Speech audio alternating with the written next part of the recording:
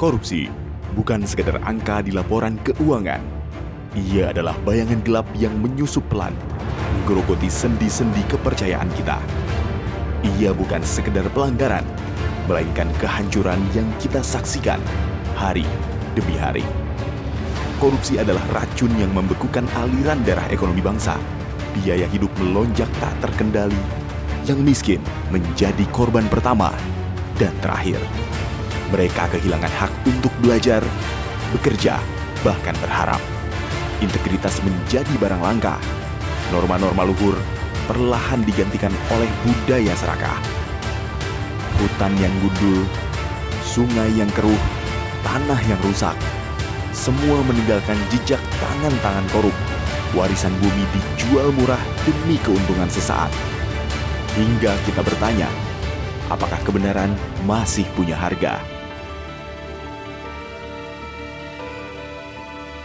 Di bawah kepemimpinan Bapak Victor Antonius Saragih Sidabutar SHMH, Kejaksaan Tinggi Bengkulu hadir, tegas tanpa kompromi.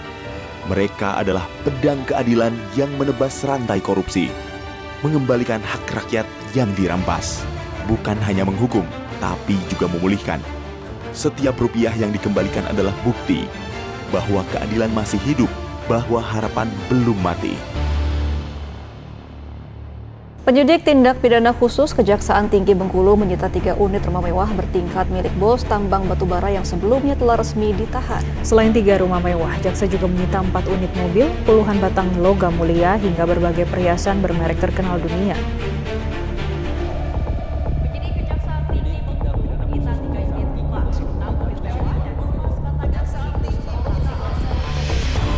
Korupsi telah merobek sendi-sendi kepercayaan dan membayangi masa depan bangsa kita.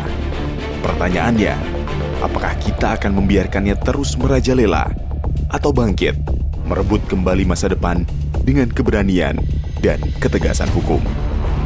Oleh karena itu, pentingnya langkah-langkah strategis membangun kembali fondasi keadilan dan menegakkan supremasi hukum demi masyarakat.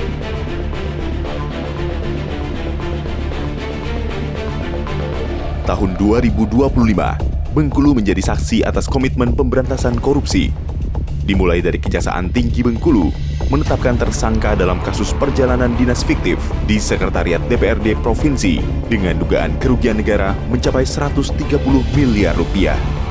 Dari aset daerah, tanah milik pemerintah Kota Bengkulu yang kini berdiri Megamall, aset negara yang seharusnya menjadi milik rakyat, justru berpotensi menimbulkan kerugian besar akibat pengelolaan yang tidak transparan. Pada sektor perbankan, penyidikan perkara dugaan tindak pidana korupsi dalam pemberian fasilitas kredit kepada PT Desaria Plantation Mining.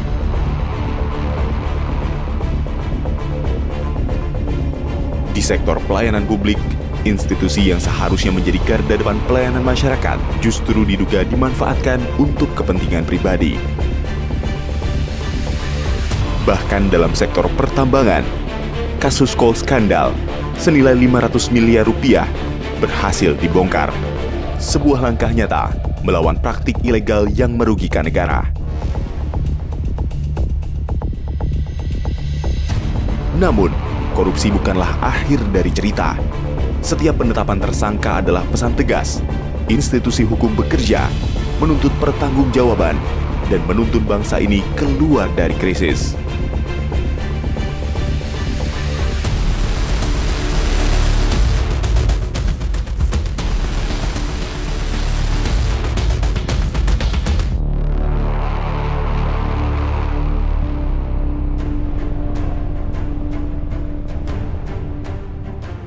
Korupsi di Bengkulu memang meninggalkan luka.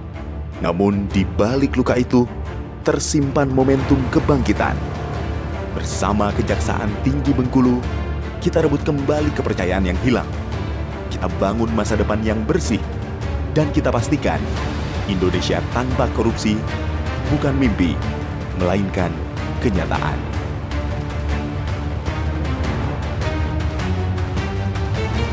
Kami Hasan, Gubernur Bengkulu dari Bumi Merah Putih. Saya Kapolda Bengkulu, Irjen Pol Mardiono SIK MSI. Saya Brigjen TNI Rahmat Zulkarnain. selaku Komandan Korem 041 Garuda Emas. Saya Dr. Andos Arifin SHM, Ketua Pengadilan Tinggi Bengkulu. Saya Sumardi, Ketua DPRD Provinsi Bengkulu. Selamat Hari Lahir Kejaksaan Republik Indonesia yang ke-80.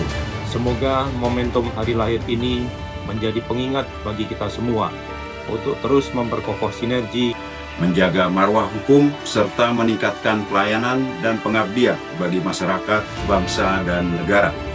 Kami atas nama Polda Bengkulu akan senantiasa mendukung setiap langkah Kejaksaan Tinggi Bengkulu Dalam menjalankan amanah konstitusi dan penegakan hukum yang profesional serta humanis.